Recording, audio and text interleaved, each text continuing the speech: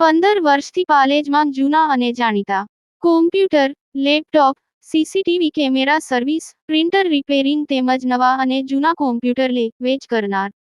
Admission form તેમજ તમામ સરકારી ફોર્મ ઓનલાઈન ભરી આપવામાં આવશે. અંકલેશ્વર ખાતે આલ્કેમ ફાઉન્ડેશન દ્વારા રક્તદાન શિબિર અને ચશ્મા વિતરણ કાર્યક્રમ યોજાયો. રક્તદાતાઓએ રક્તદાન થકી માનવ સેવાની સરવાણી વહાવી.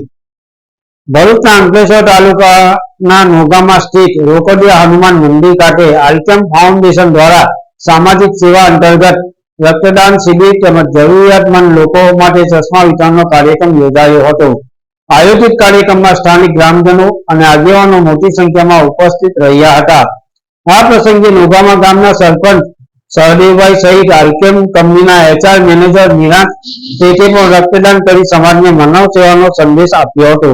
તેમ દરમિયાન અનેક રક્તદાતાઓએ રક્તદાન થકી માનવ સેવાની સરવાણી વહાવી અન્યો માટે પ્રેરણાદાયી પુરવાર થયા હતા. પાલેજ ટાઈમ્સ, ભરૂચ. આજરોજ અહીંયા નવગામા ગામમાં રોકડિયા હનુમાનજીના મંદિરે આલ્કેમ ફાઉન્ડેશન અને જ્યુબિલન્ટ ફાઉન્ડેશનના સહકારથી અમે અહીંયા બ્લડ ડોનેશન કેમ્પનું આયોજન કરેલું છે.